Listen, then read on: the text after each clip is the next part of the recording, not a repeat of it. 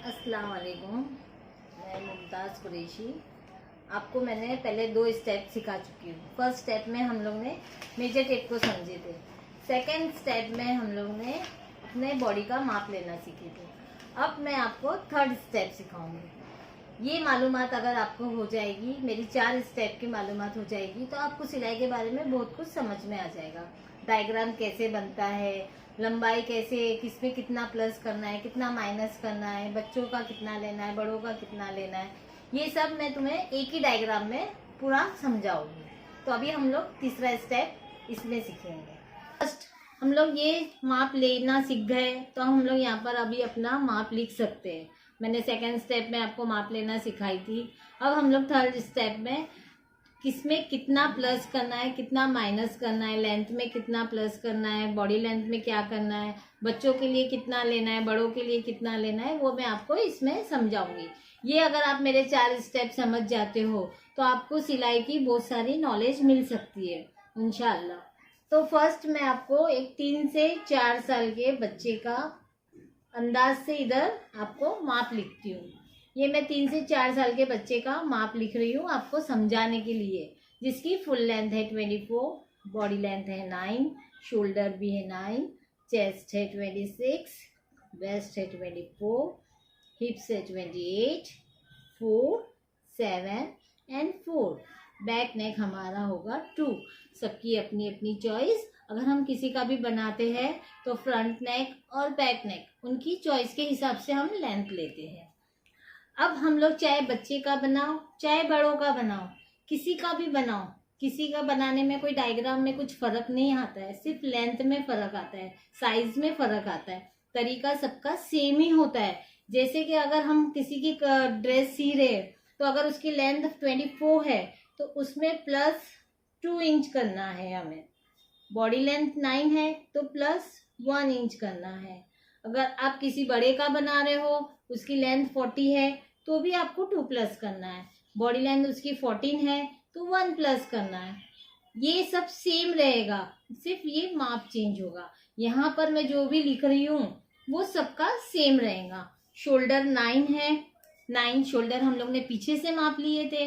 जब हम डायग्राम बनाएंगे तो कपड़ा हो या पेपर हो, उसको हम लोग इस तरीके से फोल्ड कर देते, तो ये हो जाता है हाफ।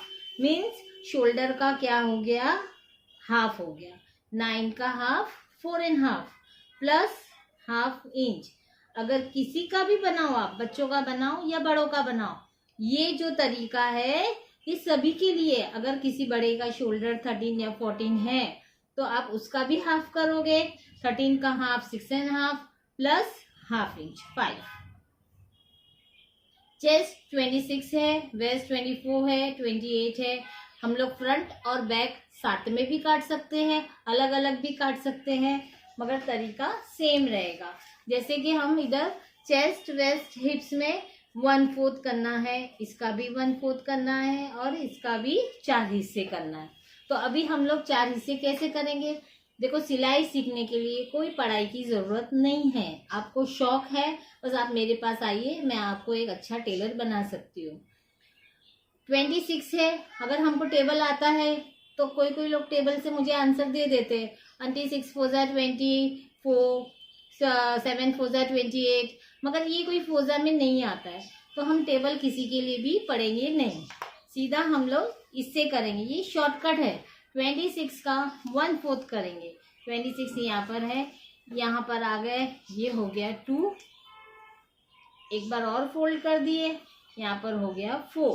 हमको 1/4 ही चाहिए था। 1 2 3 4, यहाँ पर मैंने इसको प्रेस करी, इसको ऐसा ओपन करी, 1 2 3 4 5 6 6.5।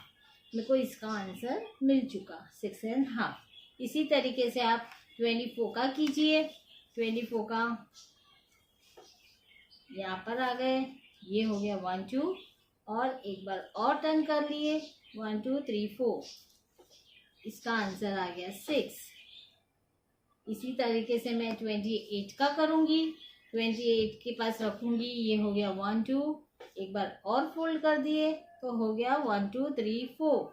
यहाँ पर प्रेस किए, इस तरीके से खोलते हैं, 1 2 3 4 5 6 7। इसका आंसर आ गया 7। इसी तरीके से आप किसी का भी 1/4 निकाल सकते हो। स्लीव्स लेंथ प्लस 1 इंच, राउंडम का हाफ प्लस 1.5 इंच। नेक जितना है उतना ही रहेगा, बैक नेक भी जितना है उतना ही रहेगा। ये था मेरा थर्ड स्टेप। अगर आपको समझ में ना आया हो तो आप मुझे कमेंट बॉक्स में लिखिए, पर्सनली कॉल कीजिए, और अगर आपको अच्छा लगे तो लाइक कीजिए, शेयर कीजिए, सब्सक्राइब कीजिए। खुदा हाफिज, जज़ाकल्लाह खैर।